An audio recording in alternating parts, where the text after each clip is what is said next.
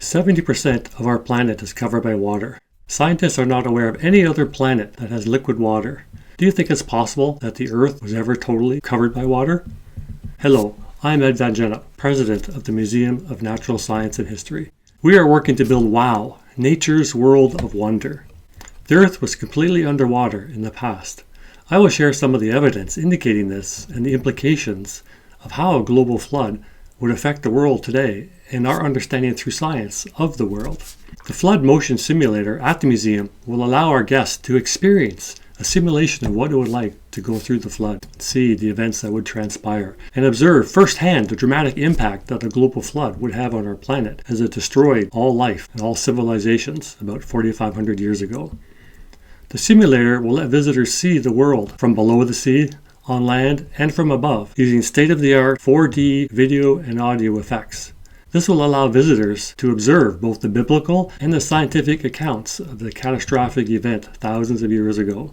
Most nations of the world have an account of a dramatic flood, including stories by the Greeks, the Romans, Sumerians, natives, tribes of Mexico, Irish, Native Americans, South Americans. All spoke of vessels and crafts built to navigate a massive flood.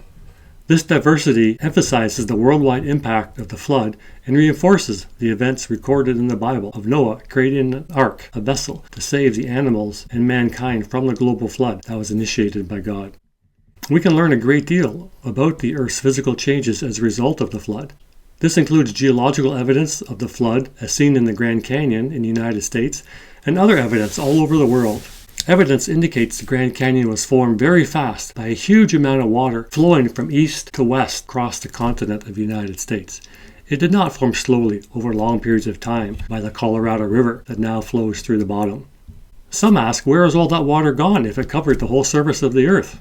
Well, back then the mountains were not as high. Mount Everest was not as tall as it is today. Likewise, the Marianas Trench, the deepest trench in the world, and other trenches under the ocean. This enabled the water to be more evenly covered over the Earth. And we know that mountains were once under ocean water as we find ocean shells, fossils of sea creatures on the tops of mountains. In fact, if the mountains were lowered and the trenches were raised up so that the Earth was totally flat, the entire surface of the Earth would be under 2.7 kilometers of water today. So the water still exists. It's in the oceans, it's in the ice caps, it's in lakes and rivers, it's in the atmosphere, and a huge amount went back into the crust of the Earth as the flood receded. We can see this because when volcanoes erupt, they expel huge amounts of gas and water vapor into the atmosphere. So we know there's water in the surface. Drilling wells taps into that water. But even farther down, there are huge, vast reserves of water. After the flood, the Earth cooled, leading to the Ice Age. And the ice in their polar ice caps and mountaintops has captured a lot of this water. Had the Earth lost all of its water, we would look like Mars, a landscape of rock and dirt, hills and valleys with no life anywhere. If those valleys on Mars were filled in with water, we would see lakes, we would see streams. It would look much more like our Earth and our coastlines that we see today. If our water level rose only a few feet, cities, coastal cities like Sydney, Amsterdam, New York, Miami, New Orleans would all be devastated. We develop a proper understanding of past events by studying the world today, coupled with historical documents like the Bible that tell us what happened in the past.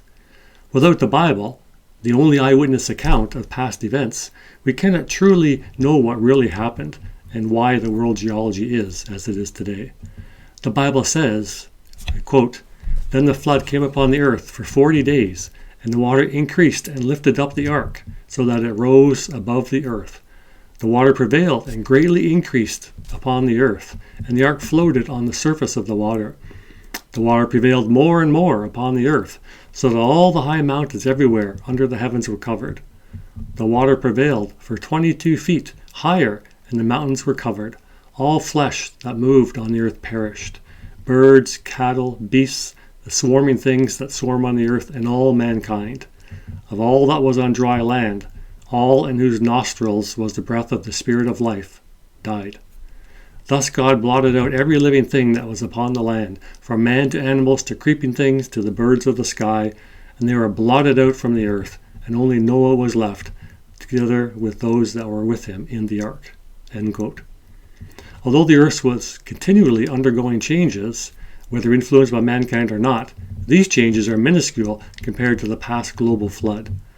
The flood caused the continental plates to start moving, causing Pangaea to spread apart into the multiple continents we see today. This is only a snippet of the evidence and information about the worldwide changes the global flood caused.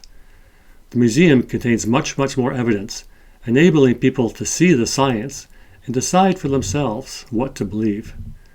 For more information about the work of the Museum of Natural Science and History, visit our website, www.truescience.ca. Will you help us to share these truths to become a reality in the next few years? And that way, hopefully by 2022, when the museum, Nature's World of Wonder, WOW, opens, you'll be able to say, wow, I was part of making that happen.